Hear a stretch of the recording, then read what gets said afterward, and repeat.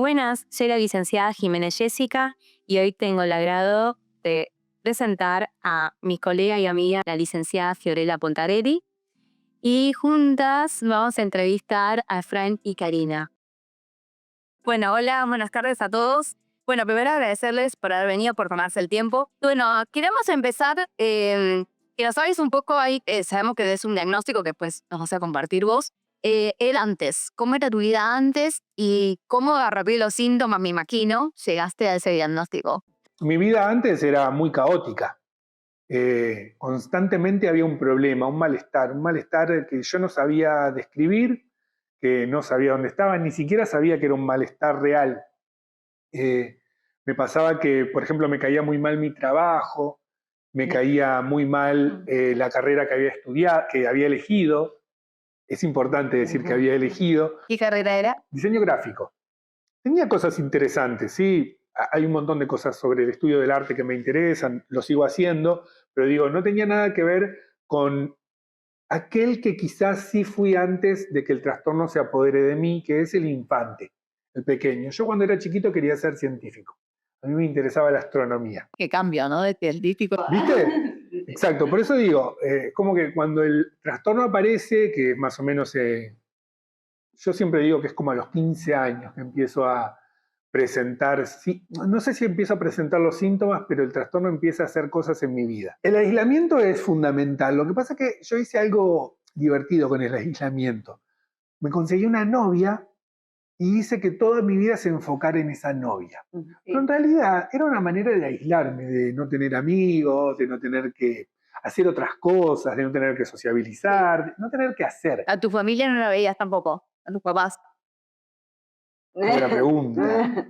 Sí, seguro que estaban ahí, pero no tengo una presencia así como importante de Pero ellos. también te aislabas de lo más cercano, digamos, de tus papás. El aislamiento empezó, o por lo menos yo me pude apropiar del aislamiento cuando me regalaron una consola Family Game, cuando tenía como 8 años, y yo me acuerdo que a partir de ahí es como que me desconecté por completo de la sociedad. Eh, Empecé a jugar a los videojuegos, quizás no tantas horas, pero sí lo suficiente como para no necesitar de tener amigos. En ese momento todavía se jugaba en la calle, en la vereda. Y yo me acuerdo que me pasaban a buscar para salir y yo todas las veces decía que no. Y me acuerdo que hubo un momento en el que dejaron de ir a buscarme. Porque, claro, o sea, siempre decía que no, ¿para qué me van a seguir yendo a buscar? Eso pasó y en ese momento no lo ves como un síntoma realmente. Yo hoy en retrospectiva digo, sí, ok, aquello era el trastorno empezando a suceder, pero en ese momento no, solo ves a un chico que juega a los videos y ni siquiera era grave. Cuando yo tenía 8 años, en el año 92, nadie hubiese dicho que eso era algo grave, solamente tenía una afición por los videojuegos.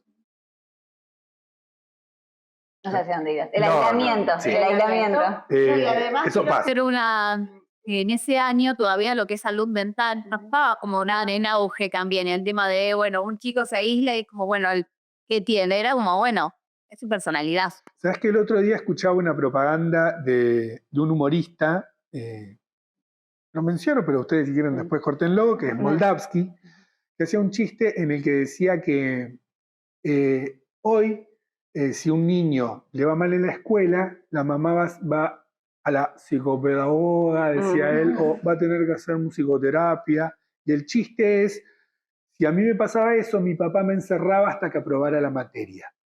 Me parece re interesante en ese chiste capturar cómo hoy la salud mental está súper involucrada en el discurrir de la vida de las personas, ¿no? O sea, que hoy podamos decir realmente que un chico le va a llamar en la escuela no es algo normal, no es algo que tiene que pasar. Los contenidos escolares están sumamente preparados para que cualquier niño con el cociente intelectual más mediocre, perdón que lo diga, pueda aprobar. Entonces ahí está pasando algo. Me parece que es una evolución enorme en la narrativa de los trastornos mentales en una sociedad como la nuestra, que es de un país desarrollado, subdesarrollado todavía. Sí, aparte que en el colegio, por ejemplo, se detecte y que haya un acompañamiento de que te llamen y te digan, mira, veo este comportamiento en tu hijo y que ahí arranque, digamos, el puntapié no sé, un tratamiento si lo necesita. A mí me parece re valioso eso, que antes no pasaba.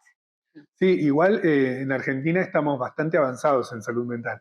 Súper. Uno pensaría que no, pero nosotros estuvimos en un congreso el año pasado y me acuerdo que, sí, en Portugal, y Justo le comentaba a ella que había venido. había un folleto, mirá lo que decía este folleto. En un momento estábamos leyendo el folleto, era sobre psiquiatría, y una de las recomendaciones que daban en el folleto era que si el psiquiatra escucha al paciente, el paciente mejora. Claro. O sea, Se supone que va a ser ¿entendés? como eso. En un folleto Sí. de una organización europea. De una decía investigación eso, de una europea. investigación europea decía eso en el año 2025. Nosotros no lo podíamos 24. creer. 2024. Nosotros no lo podíamos creer, o sea, es algo absolutamente obvio para nosotros. Es como algo básico. Claro. Mínimo, sí. Es lo mínimo indispensable para empezar un tratamiento, es que el terapeuta escuche al paciente. Obvio, bueno, sí. acá lo remarcaban como algo que hay que hacer, o empezar a hacer, que todavía es más grave. No sé si contesté la pregunta. Sí. Hablamos por el aislamiento, más Sí. síntomas. Todos los Yo síntomas como neurólogo. negativos. Alogia, abulia, anedonia, aplanamiento afectivo. Sí, en ese orden. Así como lo dijo Sí. ella. Sí, los síntomas los tuve todos. Lo que pasa es que en algún punto también tratás de que no se noten, ¿no? Sí, sí. Vas como haciendo lo posible para hacer que tu vida parezca funcional. Sí. Si a mí me hubiesen permitido no hacer absolutamente nada y quedarme encerrado en la habitación jugando a los videos, lo hubiese hecho. No lo hice justamente para pasar desapercibido, me parece. Creo que todos en un punto tratamos como de funcionar. Creo que esa es una virtud un poco de la sociedad en general, ¿no? O sea, como generar como esas condiciones de qué es esperable realmente. Además, hubiese sido evidente que tenía un trastorno mental, y en ese momento para mí tener un trastorno mental era muy grave, era algo gravísimo. El único ejemplo que yo tenía de un trastorno mental era una tía nuestra. No sería tía de ella. Capaz que es tía abuela. La tía abuela Después sería de ella. Okay, sí. De una tía abuela nuestra. Y siempre en la familia eso fue como algo... Un estigma. Sí, algo muy grave. Y ella era como la tía que es rara, ¿no? Sí. Y bueno, yo no podía no cargar con todo eso. Cuando ella te dice que tenía todos los síntomas negativos, y sí, los tenía todos los síntomas negativos. Creo que el más llamativo de todos era la falta de grupos de amigos, la falta de necesidad de socializar. Empecé a tomar alcohol de muy chico y hoy entiendo que es cierto que se puede llegar a acercar uno por diversión a eso, pero hay que empezar a entender en dónde empieza y a dónde termina la diversión. Yo empecé a tomar a los 14 años alcohol. Re de chico. Re de chico. Y no era algo demasiado malo, o por lo menos no nos encontrábamos con esa idea. Entonces eso como que me permitió avanzar en eso. Pero claramente era un síntoma. Después llegué a ser no un tomador social, ¿no? Quedarme encerrado solo en mi casa tomando alcohol, hasta emborracharme. Eso no es que... Eso lo pensás ahora y decís... No es que claro, digo, cumplir eso, ¿no? Exacto, aparte no es algo que de repente sucedió. No, empecé a los 14, fue a poco, es un síntoma que fue creciendo claramente. Algo que nadie pudo ver y por lo tanto nada se hizo al respecto. Pero digo, fueron síntomas esos también. No sé si es que nadie puede ver. Lo que pasa es que los síntomas son tan inespecíficos que nadie se imagina que es algo tan grave. Porque hay muchos chicos que tienen esos síntomas y por ahí los padres los llevan a terapia, pero nadie puede suponer la gravedad de esos síntomas que parecen tan pequeños. Sí. Porque sí, a ver, cuando pasan las cosas ya pasaron. O sea, y empiezan a ver todos cosas que eran como... obvias. Claro, obvias, sí. Pero, por ejemplo, viene una mamá y te consulta y te dice, no, mi hijo se queda encerrado, juega mucho a los videos. No vas a pensar que ese niño está teniendo síntomas prodrómicos. Y entonces, ¿qué le ponen? Dificultad atencional, le ponen trastorno específico del lenguaje, pero eso, o dislexia, que son síntomas lingüísticos anteriores que te van mostrando eso, pero que nadie los va a diagnosticar de psicosis. Son Y aparte invisibles. pasa mucho, vos te pasará también que a los padres les cuesta aceptar o pensar que el hijo puede tener algo. Entonces como que medio se niegan ahí, ¿no? Como de a decir, bueno, puede llegar a tener un trastorno o algo que tenga que tratar. Entonces ahí hay como una barrera también. O por lo menos pasa mucho ahora que los padres es Yo como no sé que si es una negación del todo, es una falta de información. puede ser Porque también, sí. si informás, o sea, si informamos y entendemos que esos síntomas son muy importantes, Sí. o sea, son cosas que pueden terminar, porque, por ejemplo, en este tiempo pasaron muchos problemas graves, como las masacres que hubo en Tres Sí. Arroyos, esta señora que mató al hijo autista, la otra que mató a toda la Sí. familia. ¿Y qué es lo que aparece como recurrente? Lo que aparece como recurrente es que hubo síntomas, pero fueron tan chiquitos que nadie vio la gravedad. ¿Y a qué se llegó? A una gravedad espantosa. Sí. Entonces lo que vemos, y encima hay mucho tiempo, porque si pasó eso, es que tuvieron síntomas graves mínimo un año. Mínimo. Entonces, esa es la información que tiene Sí. que haber. Si no se trata, estas cosas pueden pasar. Sí, Y es nadie se va a dar detectarlo. cuenta de la gravedad. Sí. Porque va a decir, no, pero si yo lo vi ayer. Y este señor, el último, el de Tres Arroyos, El de la ruta, ¿no? después que mató a la mujer, fue y buscó a los hijos en la escuela. Nadie se dio cuenta. Después que mató a los hijos, fue y habló con una gente en la ruta. Y nadie se dio cuenta. Entonces me decían, ay, pero entonces Sí. quiere decir que estaba súper... Claro, parecía consciente Sí. y podría funcionar con un montón de gente, pero... Como una aparente normalidad, ¿no? Claro. La que se maneja. Claro, es una aparente normalidad. Lo que pasa es que le atribuimos conciencia a cualquier persona que pueda expresar algún tipo de discurso, porque no estamos para nada entrenados o acostumbrados a entender que la capacidad para hablar no es necesariamente un signo de conciencia. Son otras las características del lenguaje a las que hay que empezar a prestarles atención. A tal punto, por ejemplo, que en los diagnósticos, digamos, psicológicos, se habla, por ejemplo, de psicosis compensada o psicosis ordinaria, cuando en realidad todas las personas que podemos pensar que tienen psicosis en la vida adulta ya tuvieron un brote. Entonces no hay compensación tal, desde mi perspectiva. O sea, ya, porque no lo seguís a la casa para ver si en un momento se descompensó. Que alguien te parezca descompensado no quiere decir que lo esté. No, sí, por eso es Este como, tipo- como aparente, ¿viste? No, y si lo ves descompensado es porque está gravísimo. Claro. Sí.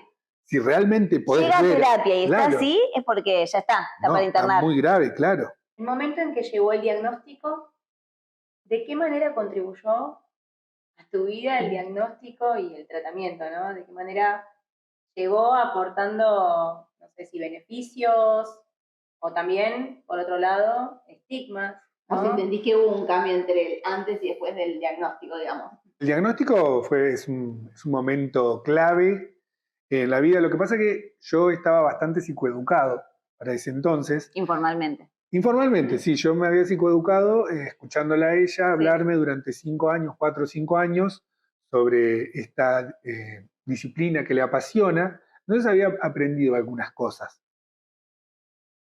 Me gustaría decir en este punto que el primero que dijo, che, yo no seré psicótico, fui yo. Escuchándola tanto a ella, un día como tratando de tamizar mi propio pensamiento, me dije, pero ¿será que yo soy psicótico? Porque a mí esto que ella dice no me pasa. No importa. Luego llega el diagnóstico. Un día llega el diagnóstico. ¿Qué edad tenías cuando te diagnosticaron? 4, No. 3, 5, 6, 7. 32 o Dos. 33, sí, por ahí. Para aclarar, ¿ustedes llevan en pareja 11 años. 11 años? O sea que te estabas psicoeducando, ¿no? Sí. Previo al diagnóstico. Sí. Increíble. Sí. Y bueno, a mí me ayudó Qué mucho. casualidad y qué suerte, porque si Sí. no, Me ayudó mucho lo porque pensamos. me ayudó a aceptarlo rápidamente. Yo ya sabía que tener un trastorno. Sí, fue bastante rápidamente en comparación a lo que suele ser. Sí, sí. Fue bastante La rápidamente. verdad que lo hermoso de nuestras disciplinas, ¿no? Es esto, el saber que siempre hay un tratamiento posible. A eso Sí. iba. Cuando a mí me llega el diagnóstico, yo sabía que ya había un tratamiento posible, sabía que el tratamiento funcionaba, sabía que hacía años que un montón de personas y terapeutas y ella estaban trabajando en esto y que daba resultados, yo ya lo sabía. Entonces es como que llego al diagnóstico con otra preparación, con la preparación que nosotros justamente compartimos o tratamos de difundir que se conozca, que sí, Sí. hay un tratamiento para esto y es mejor hacerlo que no hacerlo. Entonces sí, llego al tratamiento y llego al diagnóstico, yo con muchas dificultades, obviamente, yo estaba re loco en ese momento. Pero no parecía. Sí, pero estaba de atar, Sí. digamos, no podía atar estaba. Como estábamos Pero hablando recién, me que no dan parecía. el diagnóstico y a mí me causó alivio eso, porque en cierto punto ese diagnóstico significaba que todo eso que hablamos antes, ese antes del diagnóstico tan incómodo o negativo que viví, tenía una solución.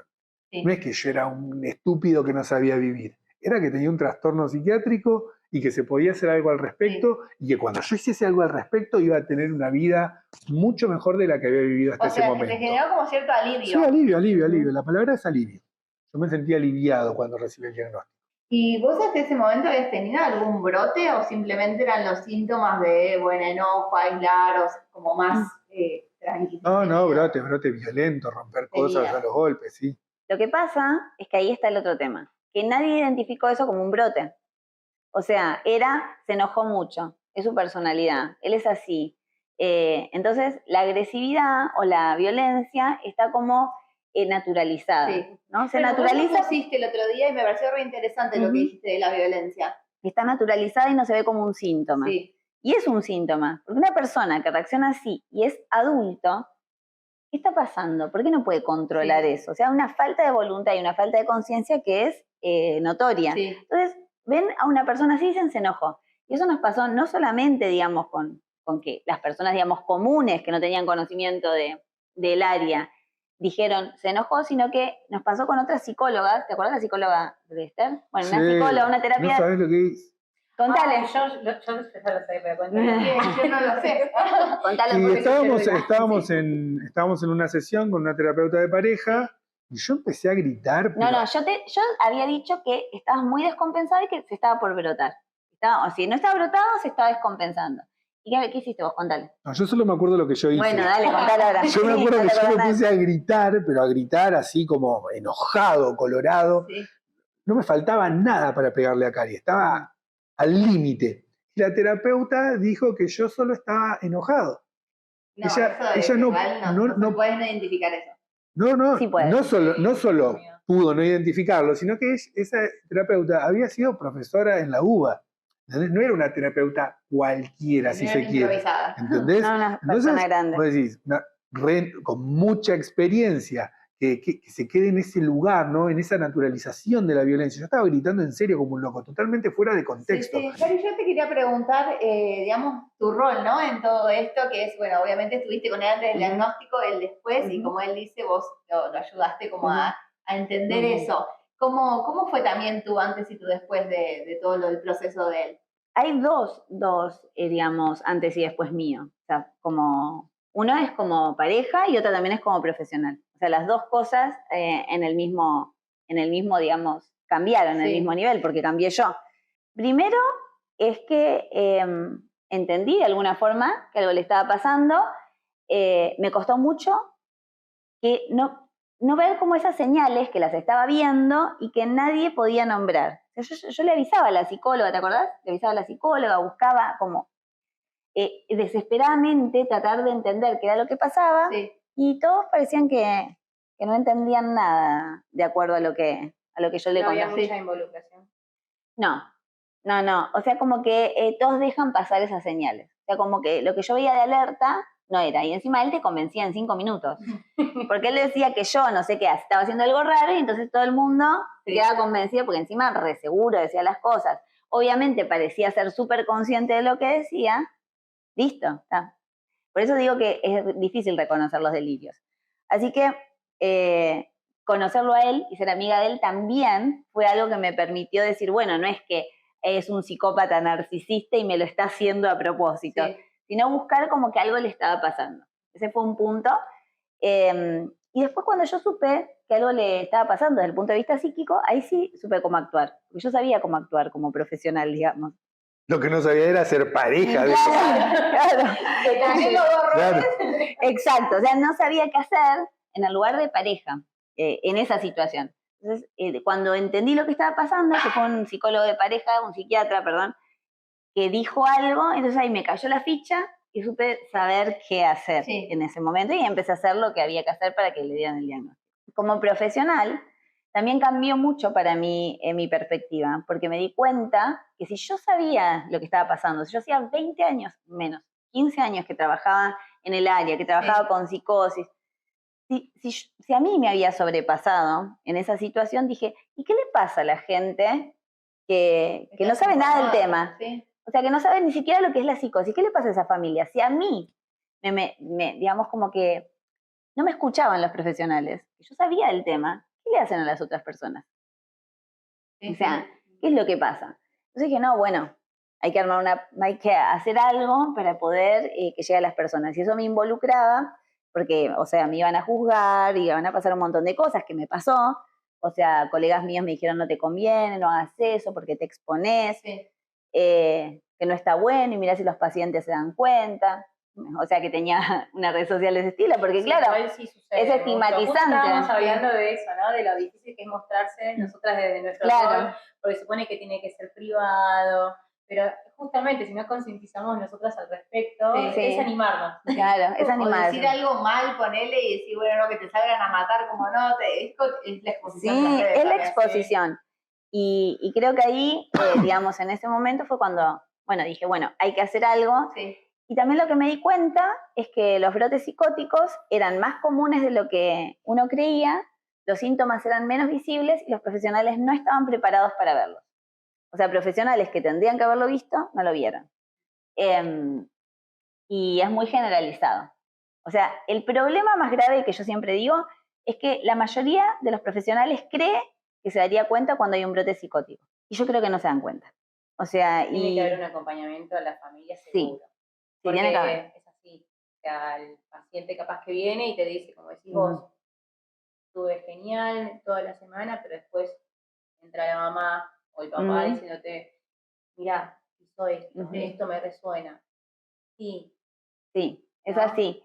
Y también pasa mucho que por ahí, no sé, derivas a un paciente que está muy mal al psiquiatra, a mí me pasó todo esto por trabajar siempre con niños, con psicosis, que los envías y después con mucha dificultad los enviaste y el psiquiatra les dice que está bien o no le vio los síntomas. Entonces vos decís, pero yo encima que me tomé todo el trabajo, logré que esa persona vaya a tratarse, tenés que volver con medicación, o sea, mínimamente. Lo bueno del psiquiatra, el primer psiquiatra que tuvo él, fue que la primera vez que fue, ya le dio medicación. ¿Pero cuál fue el problema? Le dio mejoralito. Él estaba, o sea, mejoralito te digo, risperidona 0,5. O sea, ¿me estás cargando? Sí. A la semana tuvo otro brote, ¿te acordás? Después del cumpleaños de Lilu, tuvo otro brote donde me amenazó de muerte. A mí yo tuve que salir corriendo con la nena. Yo dije, espera, él fue el psiquiatra. ¿Qué responsabilidad hay en eso? ¿Por qué nadie me avisó? Porque yo hasta el momento no sabía cuán grave era lo que podía ocurrir. ¿Qué pasaba si yo me quedaba ahí, porque yo era una mujer, digamos, que no sabía nada del tema? ¿Qué pasaba si yo me quedaba en mi casa esperando a que él llegue y diciéndole, no, le voy a corroborar a mi esposo que yo no estoy con el vecino y que estoy acá sola con la nena? Y a mí nadie me había avisado. Entonces digo, me pusieron en riesgo a mí y a mi nena por tener esa situación de, ay no, es mi paciente y hay confidencialidad. Y eso sigue sucediendo. Sí. Porque ponen a un montón de gente en riesgo, digamos. Y entonces hay que modificar el área de salud mental, tanto en psiquiatría, en psicología, etcétera, para abrir eso, porque evidentemente dejas a un montón de personas en riesgo. Esto, para mí, de las masacres que pasó, es la demostración que algo en salud mental está mal. Sí. Que no puede seguir así. Digamos, es muy grave. Sí, porque es como decir, no es solamente el riesgo para él, es el riesgo para el entorno. Claro. O sea, y eso es como decir, tiene que estar advertido, tiene que ser, o sea, la red de contención es re importante para el diagnóstico, para un montón de cosas, pero también para la prevención de la misma familia. Claro. O sea, por ejemplo, ayer una chica me manda, yo recibo muchos mensajes por las redes, intento contestar todos, pero a veces no llego, pues son muchos. Y a veces, como que mido en orden de gravedad, ¿no? Para contestar. A ver, me dice algo grave, bueno, le contesto. Y una chica me decía, mirá, tengo a mi marido que tomaba medicación, tal y tal. Nunca le habían puesto un diagnóstico. Le dije, bueno, ¿qué medicación toma? Entonces yo con la medicación ya intuyo, más los síntomas que me cuenta, qué es lo que le está pasando. Entonces me dice, no, empezó con esto. Y el psiquiatra, me dice, le sacó la quetiapina, ¿no? El antipsicótico. El tipo estaba nada de lastimar a todos, porque le había puesto un cuchillo a la nena cerca, Sí. y a ella ya estaba nada, y el psiquiatra le sacó la ketiapina. Explícame por qué le sacó la ketiapina. ¿Por qué le saca el antipsicótico? Porque no, ¿Sabes qué? porque vas, claro, porque vas. No, es muy difícil contar cómo en tu mente está separado toda esa ejecución de actos agresivos, en este caso estamos hablando de los agresivos, por eso lo digo, de tu producción psíquica, porque vos cuando estás frente al terapeuta, todo eso que pasó, no lo tenés consciente porque no fue realmente consciente. No es que vos podés llevar a tu sesión y decirle, no, agarré un cuchillo y se lo puse cerca a mi hija y amenacé de tal manera a mi mujer, porque ni siquiera lo tenés disponible realmente. No lo tenés ahí en tu mente como, esto pasó y es grave. Yo lo digo así y de frente me vas a decir, no, no puede ser tal cosa. Por eso empecé diciendo que es muy difícil explicar esa situación, porque a mí me pasó, yo lo viví, yo actué de esa manera y cuando estaba frente al terapeuta, eso no estaba. Yo me recuerdo que eso no estaba en mi mente y no estaba, no te puedo explicar cuánto no estaba. O sea, era absolutamente invisible eso. Y yo salía de la terapia y venía y me la agarraba violentamente con ella, ¿no? Rompía muebles, golpeaba cosas, gritaba en público. Pero después iba a la terapia y no tenía disponible eso, no le podía ir. Y no es que yo no quería solucionar esos problemas, no es que yo quería seguir perpetuando esa actitud, no, para nada. No estoy de acuerdo, no banco, nada. Pero cuando estás ahí en la sesión, no sé cómo explicarlo, no bueno, está pero por disponible. eso está bueno lo que ella decía de que habría que involucrar o por lo menos tener en cuenta de que alguien del vínculo cercano te está diciendo, no, pero agarró un cuchillo y me lo puso acá. O sea, y no decir, bueno, no, porque la terapia es con él, es secreto profesional, porque se hace muy cerrado. Entonces es como que falta ir para mí la información al otro, me parece. No solo eso, sino que yo pienso que cuando podés ubicar la estructura del paciente, de la persona, digamos, del lugar profesional, cuando podés ubicar la estructura tenés que hacer preguntas mucho más directivas y menos dejar por ahí, si yo ubico que tengo un paciente que es psicótico, o sea que la estructura es una psicosis, entonces, y viene y me habla de cualquier boludez, entonces empiezo a hacer preguntas directas. Entonces, ¿qué te pasó esta semana? A ver, contame algo que te haya hecho enojar. Como más claro, porque tenés que ubicar a la otra persona. Si la persona no puede, no tiene las palabras, tú tenés que lograr vos como terapeuta ubicarlo. Porque si no lo que pasa es lo que se dice siempre, bueno, ¿no? Esto lo escuché 1000 veces, en 1000 supervisiones de personas, de psicólogos, diferentes, ubican la responsabilidad en el paciente. No, pero no quiso hacer la terapia. No, porque no quería cooperar. A ver, y todos sosteniendo encima que los terapeutas estaban con el lugar de bueno, ¿no? El paciente no quiso cooperar conmigo. Ya que el paciente psicótico vaya a pedir tratamiento, es una forma de querer mejorar. Lo que puede pasar es que el terapeuta no sepa hacer las cosas bien para que el paciente mejore. O sea, la transferencia es desde el terapeuta hacia el paciente. No hay contratransferencia tal. Es que eso de que no hay un diagnóstico es mentira. Porque en realidad, cuando vos atendés, sabés que tenés que ubicar la estructura psíquica para saber qué decir y qué no decir. Entonces, que no hay diagnóstico. Entrevistas preliminares claro, más o menos un diagnóstico. Es una mentira para los pacientes. Porque en realidad, uno lo primero que tiene que hacer es ubicar la estructura. Es decir, vos ya tenés el diagnóstico, el problema es que no sabés cómo decirlo y explicarle al otro para que no se lo tome a mal. No, digamos. ¿Por qué? Pero y no sabes cómo explicárselo y decírselo para que se lo tome a mal, porque para vos eso es algo malo. Claro. Por eso no podés transmitir algo diferente de eso. Entonces el problema sigue siendo del profesional. Siempre está de ese lado el problema. El paciente tiene síntomas. Mi papá me dice que no necesita la medicación. Y yo lo único que necesito es la medicación. Es lo que más necesito. O sea, para que haya aquel antes del diagnóstico y después. Claro, exacto. Para que esté Fraín, yo justamente necesito eso. Y mi papá me dice que no es eso, que yo no necesito eso y no sé qué. ¿No? Un otro habla de lo que vos necesitas. No, y aparte, sobre mí, sobre quiénes somos, sobre todo lo que hicimos y recorrimos y hasta el lugar al que llegamos haciendo lo que hacemos y así. Y todo mi papá me dice que no la necesito. Y él te vio antes y te vio ahora y es como que él te diga, no necesitas, es como... La necesito, no me estás viendo. Está loco mi papá. Bueno, vos por suerte, vos estás informado, vos estás informada y sabés que sí la necesitas, pero es como vos decís, alguien que no está informado, y viene tu papá y te dice, no tomes más, no la necesitas. Mira, te voy a contar algo. Cuando yo voy a la primera entrevista con el psiquiatra, con el que primero me medica, voy solo. Entonces yo voy, no me acuerdo lo que conté, obviamente, estaba totalmente inconsciente en ese momento. No me acuerdo lo que conté, pero yo salgo de mi sesión con una indicación de 0,5 de risperidona a la mañana y 0,5 a la noche. Eso fue lo que pasó después de la primera sesión con el psiquiatra. Sí. ¿Okay? Yo vuelvo a mi casa, vuelvo a hacer un desastre, la amenazo de muerte a ella, pongo en peligro a todos. Vamos todos ahora a la sesión. Ella dice, no, pará, esto no funcionó bien, Sí. vamos todos. Ahora va ella a la sesión. Vamos todos significa. Vamos todos significa que fueron mis padres también. Pues yo les dije, a ver, yo no, o sea, porque me decían, no, pero capaz eran estos los comentarios, ¿no? Si vos por ahí te vas de la casa, él no está así porque se pone muy nervioso, Te lo que ponían el sea. foco en vos y... Claro, porque él enfocaba que el problema era que yo, ¿no? Claro, Entonces como- yo decía, no, a ver, esto pasó, me amenazó, así que vamos a ir todos y le hacemos las preguntas al psiquiatra, si es bueno que yo me vaya de la casa, no me vaya de la casa o qué haga. A lo que voy es, yo voy, cuento mi problema, lo que me está pasando, y me voy con 0,5 de risperidona a la mañana y a la noche. Sí. Vamos un mes después de todo esto que pasó, y cuando se completa la historia, tengo 15 miligramos de lanzapina. Así de importante es reconstruir todo ese suceso, todo eso que pasa familiarmente. El psiquiatra, después de que tuvimos esa reunión en la familia, digamos familiar, adentro del psiquiatra, que le dijo, mira, si no confías y tomás la medicación, te interno. Igual yo me acuerdo que cuando él dijo eso, yo lo primero que pensé fue, yo tomé la medicación. Claro, pero la dosis baja. Sí, pero yo la tomé, o sea, usted me dio mal la medicación, yo hice todo lo que me dijeron.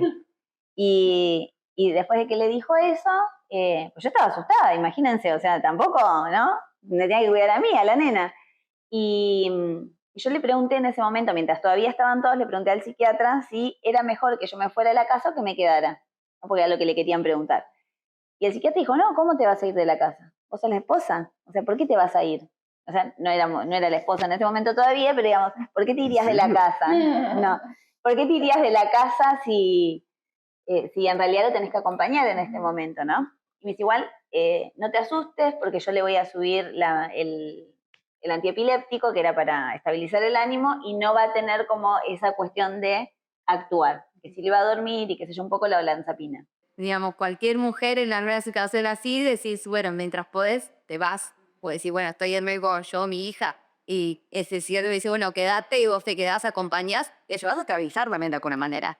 Sí, pero lo que pasa es que, no sé, yo soy un poco, no sé, digamos, si estoy inconsciente yo también, pero digo, yo soy un poco de pensar que tengo mucha fe en las cosas que hago, digamos. Creo que las cosas van a salir bien. Que hasta ahora me salió bien, por suerte. Pero digo... Por casualidad. Por casualidad. No es por casualidad. No fue casualidad, ese es el chiste. Claramente no. No fue casualidad. Mucho trabajo. Claro. No, perdón, sí. Ay, me olvidé lo que estaba Sí, diciendo. no sé para qué hablé. Que las cosas salen bien. Sí, y digamos, yo lo hice ya con conciencia de lo que estaba haciendo, digamos, sabía en qué estaba, qué estaba pasando. Es diferente, ¿no? Claro, y yo le pregunté al psiquiatra, porque él después sacó a la familia de él, habló conmigo, y yo le pregunté, ¿cuál es el diagnóstico? El psiquiatra no sabía lo que yo hacía, ni a qué me dedicaba, o qué. Asesino serial. Le dije, ¿cuál es el diagnóstico? Y me dice, mirá, es una paranoia. Este chico, me dijo, este chico estuvo mucho tiempo sin tratamiento y Desde los 8 años. nunca tuvo tratamiento y como que es grave. Bueno, yo, viste como, bueno, si ya sé lo que es, ya está. Yo sin empecé el agua en la psicosis. Entonces dije, bueno, y ahí como que supe qué era lo que tenía que hacer, ¿no? Por ejemplo, si había algún episodio, llamar a emergencias psiquiátricas, sabía qué era lo que tenía que ver, pero, digamos, yo siempre me pregunto, ¿y qué pasaba si yo no sabía?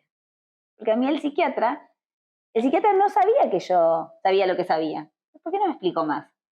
¿Por qué no me explicó, por ejemplo, mirá, si se pone mal, llamame o llama a emergencias psiquiátricas? Mal. Porque vos sabías que era mal. Yo me acuerdo que vos me decías, Efra, te estás descompensando. Y yo le decía, no, vos me haces enojar, le decía yo en ese momento. Sí, ¿no?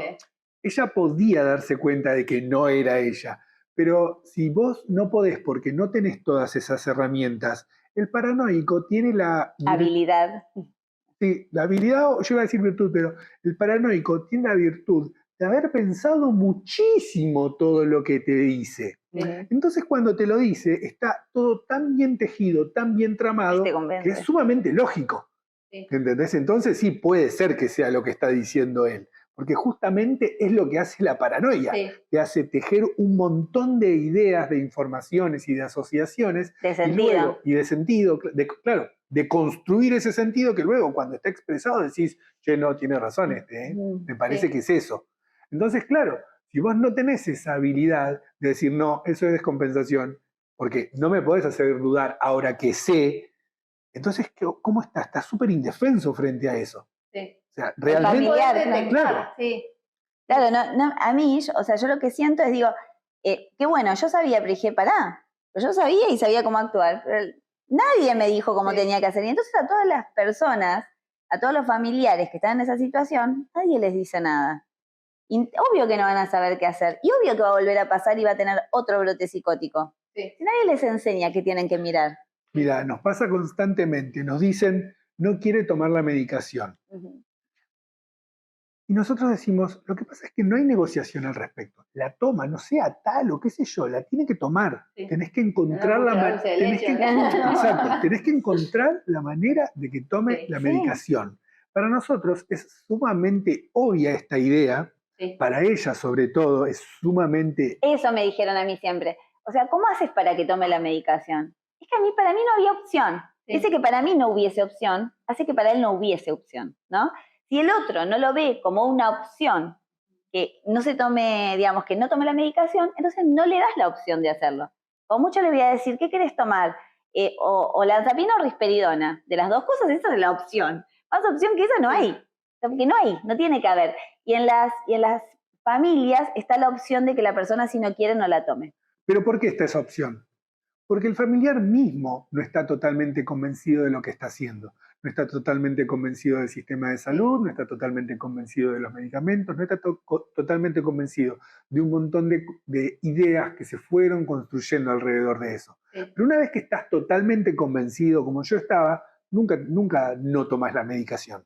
Claro, y además, decime, Karen, si me equivoco, una vez que el paciente está estabilizado con la medicación, no se niega a tomarla, ¿no? No, ¿te Como- sentís bien? ¿Por qué Tal no la cual. tomarías? Es como que al principio, ¿no? Cuando tenés que estabilizarte o no sé. Sí, pero igualmente en un momento el paciente, lo primero que pasa es que el paciente se vuelve a sentir bien y dejas la medicación. O sea, deja la medicación y se vuelve a sentir mal, pero alguien de afuera le tiene que señalar esa sintomatología. Sí. Y para eso tenés que preparar a los familiares. Hay una lógica igual, hay una lógica atrás de eso que es, si me siento bien, ¿para qué voy a tomar medicación? Como que ya no lo necesitas. ¿Por qué? Sí. Porque como no están psicoeducados, todavía no lograron conectar que se sienten bien gracias a la medicación. ¿Entendés? No está esa conexión. Claro. Nadie la tiene. Esa ¿Sabes conexión... qué? A mí mucho también muchos hombres que Sí. se ponen, me dicen, no quiero tomar la medicación porque los efectos colaterales es que no te funciona. Claro. ¿Y cómo mantengo a mi mujer? Claro. ¿No? Ujú. Yo les digo, ay, bueno, yo Sí. lo que digo es, tenés que tomarlo igual, pero eso es cuando de acá muchos años, hay otras. Vos no sabés, no podés anticiparte algo que no sabés. Porque necesitas persuadirlo para... Claro. Que vos lo explicás siempre de una forma interesante, que si es lo que tenés que ubicar también, es que la forma... Bueno, es Está mi sobrino. No, la forma... No, vos dijiste, ¿te acuerdas cuando dijiste a tu psiquiatra que tenés que aprender la forma de sentir diferente? Lo que pasa es que antes de la medicación hace algo, no sé qué hace. Realmente yo no sé explicar qué hace exactamente la medicación, pero sí, cambia mucho la relación que tenemos con... Propio cuerpo. Claro. Entonces, lo que tenés que volver es como a reinterpretar las sensaciones, porque las empezás a percibir de otra manera. A mí lo que me pasó, eso que te hablaban de esa falta de potencia, en realidad no es falta de potencia, es que en todo tu ser hay una serenidad nueva. Antes vos te enojabas mucho más por algo que pasaba en la calle y ahora no. Sí. Esa es la misma serenidad, es la misma energía la que cuerpo. está funcionando. Entonces sí, por ahí necesites, como vos decías, con tu mujer, empezar a reconectar esta experimentación, que quizás antes no, quizás antes tu líbido estaba todo el tiempo en ebullición Sí. y ahora no. Entonces necesitas otras cosas, necesitas otra conexión, necesitas otro Conocerte más. tiempo, necesitas un montón de cosas nuevas, porque realmente tenés que como reconocer tu cuerpo en ese nuevo estado de ser. Porque eso te pasa, es verdad. Sí. Pero eso no significa que lo que te dijo tu Ujú, paciente. sí. Bueno, yo te quiero preguntar, Efra, porque hay como un mito, un decir, ¿no? Que incluso lo hemos hablado en la facultad cuando estudiábamos, de que el sujeto psicótico, como hay cosas que no hace o no puede hacer, por ejemplo, tan como básico como hacer chistes o entender los chistes. ¿Esto es así? O sea, ¿qué nos puedes decir de eso? Me parece que en realidad estos preconceptos tienen que ver con estudios por ahí un poco antiguos, un poco viejos, de lo que es un sujeto psicótico y sobre todo tienen que ver con estudios en donde el sujeto psicótico estaba grave, donde era evidentemente psicótico. Por ahí cuando estás grave, cuando realmente estás muy sumergido en tu paranoia o en tus síntomas esquizofrénicos, la verdad que el humor es algo que queda un poco Relegado. relegado, gracias. Que queda un poco relegado porque no hay lugar para el humor cuando estás absolutamente seguro que tu esposa te está engañando con tu vecino mientras vos dormís, ¿no? Entonces el humor no tiene mucho Sí. lugar en ese sentido. Hoy, ya tantos años después y enfrentando tantos matices nuevos de la psicosis, podemos empezar a decir que no, que eso no es realmente así. Que el sujeto psicótico sí va a tener un sentido del humor, quizás un sentido del humor por ahí un poco desplazado de lo que comúnmente conocemos como humor, pero sí lo va a tener. No creo que esa sea por ahí el rasgo que nos tiene que llamar la atención de un psicótico. Quiero decir, puede haber un neurótico que no tenga sentido del humor también. Me parece que eso puede pasar. Sí. Y, digamos, en esta línea, ¿no? O sea, vos sabés y mostrás incluso en las redes que llevas una vida de lo más normal, ¿no? Entonces había un video de soy padre, cocino, digamos. Eso también es un mito que se derriba, ¿no? Lo que pasa es que yo hago mucho el esfuerzo también de eso. Yo quiero ser una persona absolutamente funcional en términos esperables. Me esfuerzo para que eso sea así. Si yo tuviese que dejar de hacer todo el trabajo que hago para funcionar como funciono, probablemente me quedaría sentado en el sillón deprimido. Es muy probable que eso sucediera, pero hay que tener en cuenta que para que yo tome esa decisión tiene que haber todo un entorno familiar que lo permita, ¿no? Y eso lo que nos estaría diciendo es que el sujeto psicótico sigue ahí como medio sumergido en ese discurso psicótico. Y yo justamente lo que quiero es salir de ahí. Me quiero correr de ese lugar. ¿Me gusta hacer esas tareas? No. ¿Las hago inconscientemente? O sea, ¿me levanto y ordeno porque está desordenado? No.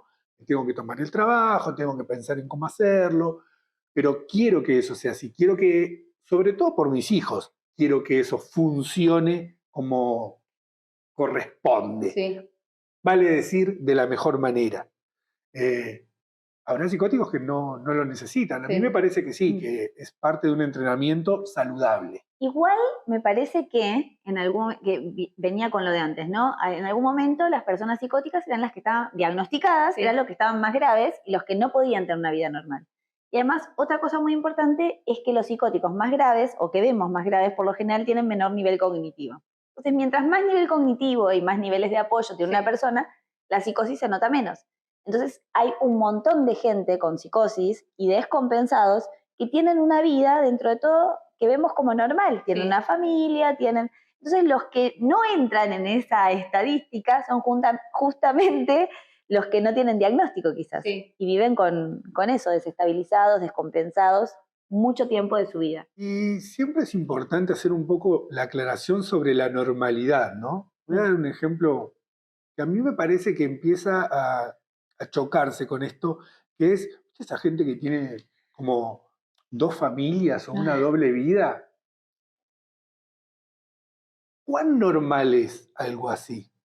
¿No? Empezar a preguntarnos realmente qué es lo normal. Me parece que la pregunta no es sobre la normalidad, sino sobre lo esperable. Porque hoy los límites de la normalidad se han corrido bastante. Entonces me parece que por ahí es más saludable quedarnos con la idea de qué sí es esperable que una persona haga. Entonces, ¿es normal que una persona tenga una doble vida? Y la verdad es que actualmente sí, un montón de gente tiene doble vida. ¿Es esperable? Me parece que ahí sí empieza a aparecer cierto rastro del síntoma. Sí. ¿Eso significa que todas las personas que tienen doble vida están presentando un síntoma? No, no significa eso. Pero sí podemos empezar a preguntarnos qué es normal y qué es esperable, Sí. como cuestiones separadas. Porque viste que pasa mucho eso, decir sin conocimiento, de pensar, no sé, uno sin conocimiento le dice, no, es psicótico, y por ahí ya lo imaginás como, no sé, Sí. todo el La tiempo internado brotado o seguro. internado, o sea, es así. Y vos por ahí decís, con conocimiento, puede vivir la vida más esperable Sí. posible, y lo hace. Y vos me decís, no, me levanto y no tengo que ordenar. Al neurótico también le pasa, ¿entendés? O sea, tengo que pensar, bueno, lo tengo que hacer porque lo tengo que hacer. Entonces, hay cosas que vos decís, bueno, igual está dentro de lo esperable. Luego del diagnóstico, luego del proceso de ambos, ¿no? Porque ambos pasaron por todo este proceso. ¿Está en vos de qué te agarraste, más allá del alivio que te produjo este diagnóstico, para continuarlo, ¿no? Esta medicación que me decís, bueno, tuve un rearmado corporal diferente, un sentir diferente. ¿Y a qué te aferrás diariamente? Porque imagino que es día a día esto, ¿no? Para continuar sobre esta compensación, sobre esto que vos decís, ¿no? El querer ser funcional. Creo que hay dos cosas ahí como importantes. Una, ser dentro del lugar que ocupo en la familia como padre y como esposo, ser un buen padre y ser un buen esposo, eso creo que es como un poco los límites del camino que me gusta seguir a diario y aparte poner muy lejos, casi de un modo utópico, el horizonte, ¿no? No decir, hasta acá llega el tratamiento y esto es sentirse bien, ¿no? ¿Cuánto mejor me puedo sentir constantemente? ¿No? Como me pasó ya varias veces que decía, me siento re bien, y 6 meses después dije, no, pará, hace 6 meses no me sentía re bien, ahora me siento bien. Y 6 meses después me lo volví a plantear, dije, no, pero hace 6 meses no estaba bien, ahora estoy bien. Entonces empezar a capturar de a poquito ese proceso, que es súper lento y por lo tanto difícil de capturar, es el que me permite decir hasta dónde puedo llegar realmente, cuán bien me puedo sentir, cuán compensado puedo llegar a estar. ¿Puedo llegar a estar totalmente compensado? Yo desconfío de eso, no me parece que tal cosa sea posible. Pero sí, como ir todo el tiempo poniendo un objetivo como a seguir. Me gustaría volver a enganchar con el tema que preguntaste, la normalidad, y algo que dijo él, que yo digo, ¿cuán normal es al día de hoy querer ser un buen padre y un buen esposo? ¿No? Diría que es anormal que una persona decida ser mejor esposo y mejor padre de sus hijos, ¿no? Pero es esperable. No sabría decirte si es esperable, no sé si la gente se plantea eso. Lo que vos seas así de anormal, si vamos al caso, es algo maravilloso. Entonces digo, ¿hasta qué nivel hablamos la anormalidad como algo que es una excepcionalidad, ¿no? Y lo vemos como algo malo, a lo que está fuera de lo normal, cuando puede ser algo maravilloso. A una persona que del otro lado nos está escuchando, que tiene el diagnóstico, ¿de qué manera podemos llegarle, ¿no? Bien, busca estas herramientas, hace esto. ¿Cómo podemos fomentar, ¿no? Sí. Aparte de poner de manera utópica el bienestar, ¿de qué manera podemos seguir fomentando, ayudando al otro? Es que no hay nada más importante que ese bienestar. Lo que pasa es que nadie te sabe decir exactamente qué es ese bienestar, dónde está ese bienestar, cómo llegar a ese bienestar. Pero cuando te empezás a sentir bien realmente, el bienestar empieza a ocupar un lugar súper importante de tu vida. Porque te sentís bien y no te sentías bien, aunque creías que te sentías bien. En realidad eras inconsciente de un padecer. Pero cuando primero empezás a ser consciente del padecer, porque lo primero que te pasa cuando empezás el tratamiento es que te das cuenta que te sentís mal o que te sentías mal, o que tuviera un caos o que las cosas no funcionaban. Pero cuando te empezás a correr de a poquito de ese lugar, sentirte bien empieza a ser como el gran objetivo y seguir sintiéndote bien sobre todo. A mí me parece que lo que pasa es que sí, entiendo desde qué lugar me lo preguntás vos, porque vos decís, Claro, pero por ahí hay gente que se siente bien haciendo cosas que no están buenas. Bueno, volvemos a lo anterior. Ay, sí, qué difícil. Tuviste muchas herramientas del tratamiento, ¿no? Tu familia Sí. te acompañó muchísimo, es una herramienta fundamental, lo de la red de continencia. El Pero aparte, tratamiento ¿no? está hecho de tres cosas.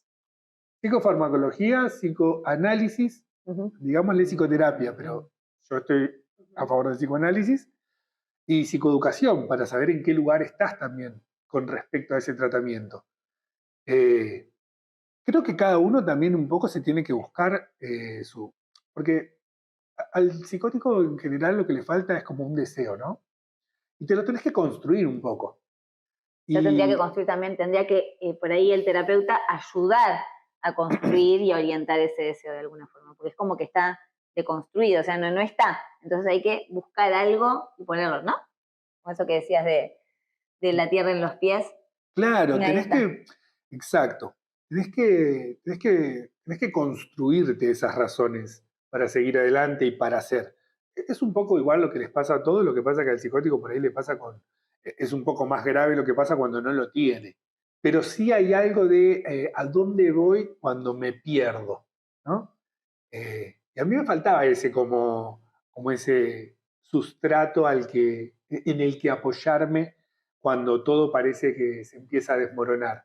En mi caso en particular, yo quiero ser un buen padre, o sea, a mí me parece muy importante que el día de... Siempre me preguntan si no siento como... ay, me sale otra vez la palabra. Si siento como... No es rencor. No, es parecido al rencor. El resentimiento con el hecho de que, bueno, la psicosis tiene que ver con la relación, con el trabajo que hicieron mis padres en mi infancia, ¿no? Me preguntan sobre ese Todo resentimiento. se resume.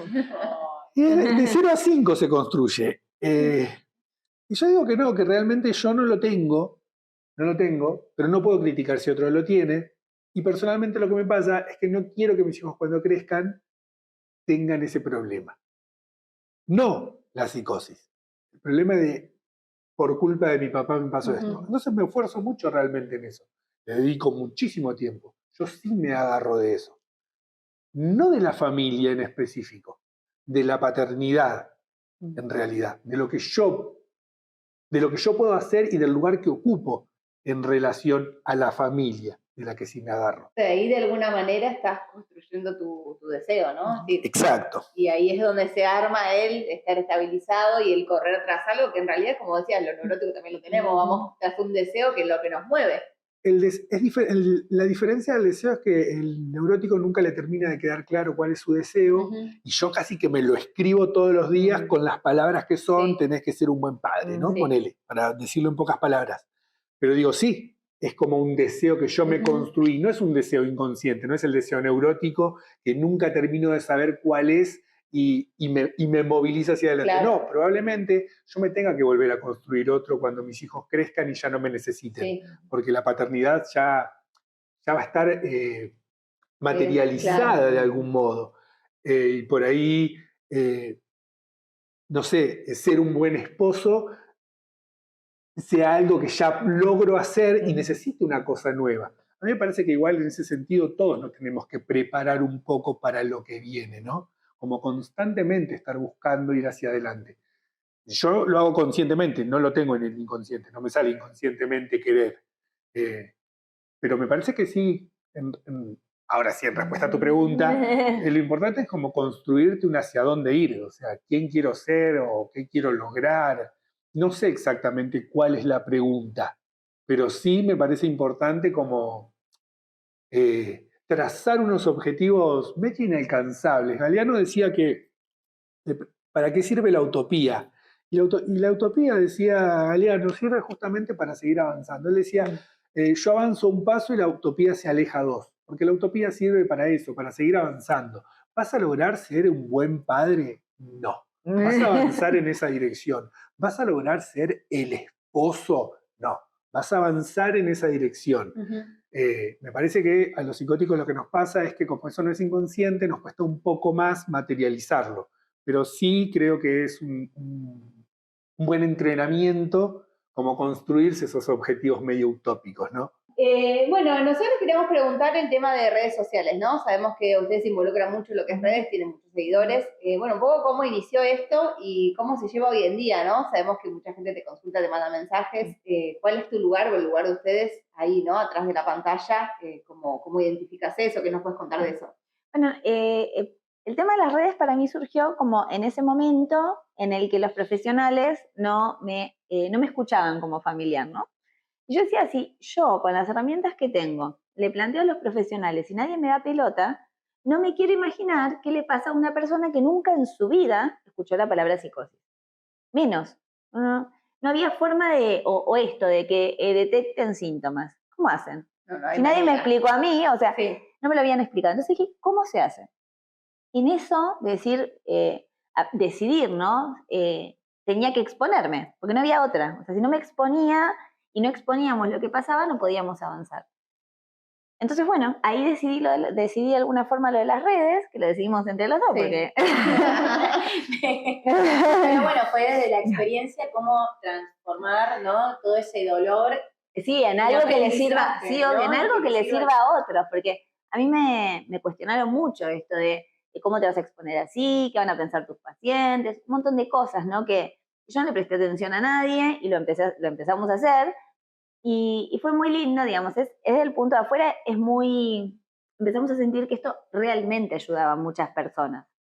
Y por otro lado, lo difícil, por ejemplo, ahora que tenemos muchos seguidores, es el tema de las cosas negativas, ¿no? Porque uno dice, ay, si por ahí tenés un montón de comentarios positivos, pero uno negativo es como...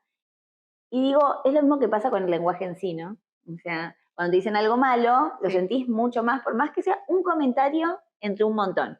Eso es lo que a mí más me cuesta tolerar en las redes sociales. Y por otro lado lo entiendo, ¿no? Pero hay una lógica. Que si trae controversia.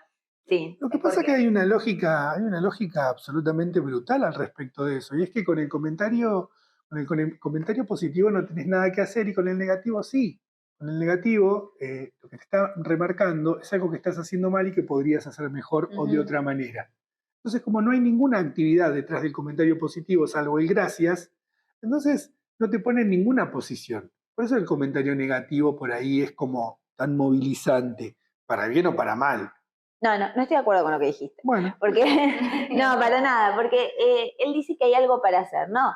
Porque a veces, muchas veces, la gente dice cosas feas. No es para que hagas algo, es solamente destructivo. No, bueno, hay una diferencia. yo no estaba pensando en ese tipo de que, negatividad. Claro, porque Claro, quizás es diferente la intención con la que viene el comentario, claramente, sí, obvio. Viene a ser destructivo, pero él lo que está hablando, interpreto yo, que es quizás justamente desde tu posición, qué es lo que te queda hacer, ¿no? No Que te es una quedas crítica maniatada, constructiva. sino que claramente. Claro, ¿no? lo que pasa es que Podés transformar. eso también pasa en las redes, ¿no? Es como que me dicen, ay, yo solamente te hice una crítica constructiva. No fue una crítica constructiva porque si lo construiste así al lenguaje, no fue constructivo. Una crítica negativa. O sea, si yo lo sentí mal, es que vos no armaste el discurso de una forma totalmente adecuada para que sea una crítica constructiva. Podría ser por privado. Claro, podrías hacerlo por privado, claro. Si yo intento responder todos los mensajes, llegan un montón de mensajes. Y yo no siento que sea, a ver, esto también nos pasa mucho a nosotros, yo no siento que seamos tan conocidos. No nos pasa eso, ¿entendés? Es como, es normal, seguimos con la misma vida que teníamos, ¿no? Sí, el otro día me senté en un café en el medio del shopping, no me conocía.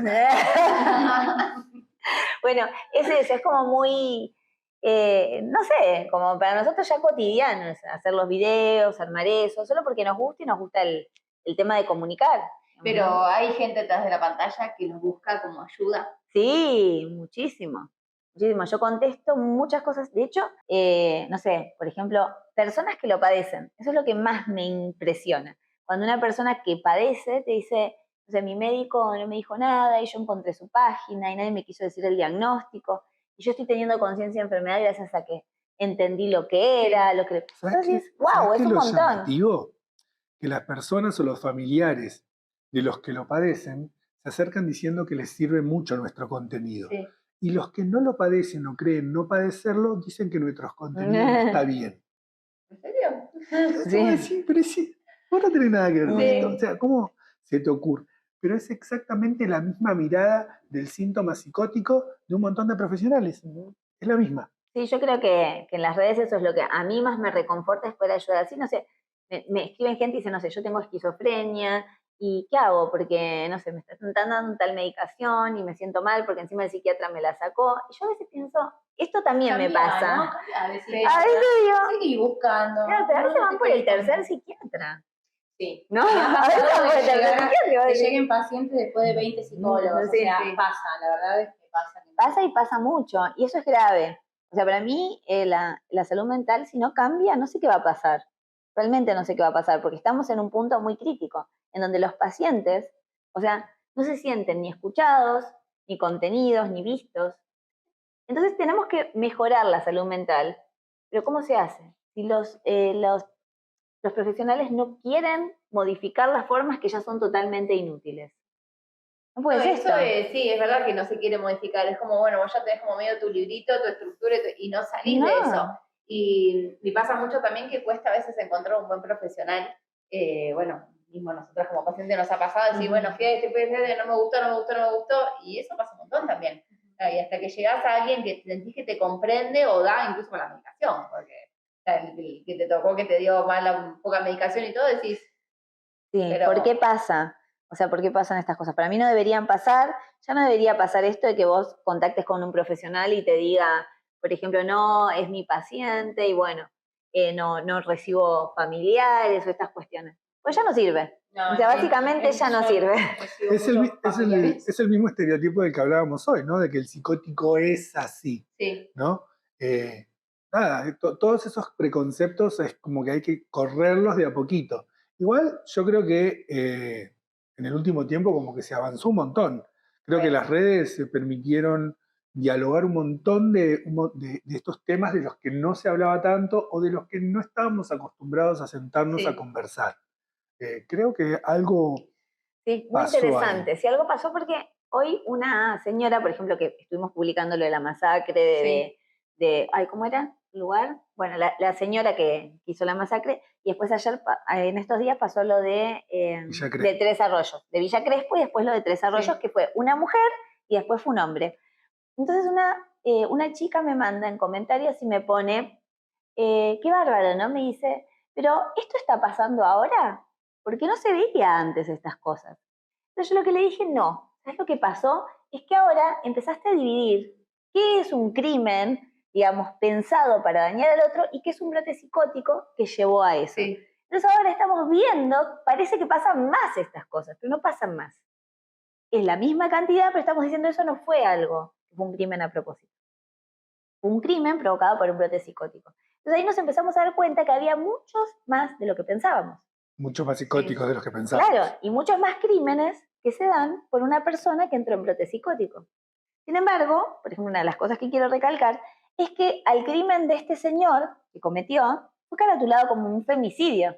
Entonces me pregunto, ¿cuántos de estos crímenes son caratulados y contados dentro de este colectivo? Digamos, la señora esta, por ejemplo, entra en una estadística falsa. Sí. Digo, y no estamos solucionando el problema porque no estamos pudiendo prevenir. Otra chica me dijo en los comentarios, ay, bueno, pero si son así, entonces terminan matando, ¿para qué quiero entender por qué pasa? Yo le dije, porque esto no tendría que haber pasado. Si entendemos por qué algo pasa, lo podemos prevenir. Claro, está la El prevención. estigma también de, por ejemplo, los intentos de suicidio. Hay mucho estigma, ¿no? Con hablar de muerte. Los mitos. Ay, no, el que se quiere matar no avisa. Sí. Eso está, esa es frase de cabecera un montón de gente. Sí, pero hasta algunos escuchan, ¿verdad? De profesionales y uno queda como... Bueno, para terminar, la verdad, estoy muy honrada. Les agradezco muchísimo que, bueno, tanto a vos, amiga, por posibilitarme el contacto con ellos, y ustedes por tener la humildad de presentarse y compartir con nosotras esta psicoeducación, y es muy importante informar. Muchas gracias a ustedes, nos encanta haber venido, nos encanta haber hablado de todos estos temas. Nos parece muy importante que se siga hablando de psicoeducación, de padecimientos mentales, de trastornos mentales, sobre todo para que dejemos de creer que es algo de lo que no tenemos que saber nada y que quizás nunca nos pasaría, para tenerlo más al alcance de la mano. La información en general es poder. creo lo mismo, ¿no? Es como que habíamos dejado de lado lo importante que era educarnos en estos temas. Y creo que no solamente tiene que ser para el mundo adulto, sino también para los niños. Y eso empieza con educar sobre las emociones y la importancia de las palabras, ¿no? Psicoeducar a los niños es lo que va a mejorar el futuro. Y psicoeducar a niños sería darle lugar a las palabras que nombren las emociones, que tengan permitido tener emociones que se llaman negativas, por ejemplo. Porque antes era muy común decir esto, por ejemplo, no te enojes, ¿no? A los niños. Y bueno, podés estar enojado. Sí, No sí. podés por ahí romper todo, porque, digamos, o pegarle al otro, pero enojado podés estar. Y creo que ahí se modifica mucho lo que vamos a ver en la vida adulta. La psicoeducación salvará el mundo. Ahí va. Gracias. Muchas gracias.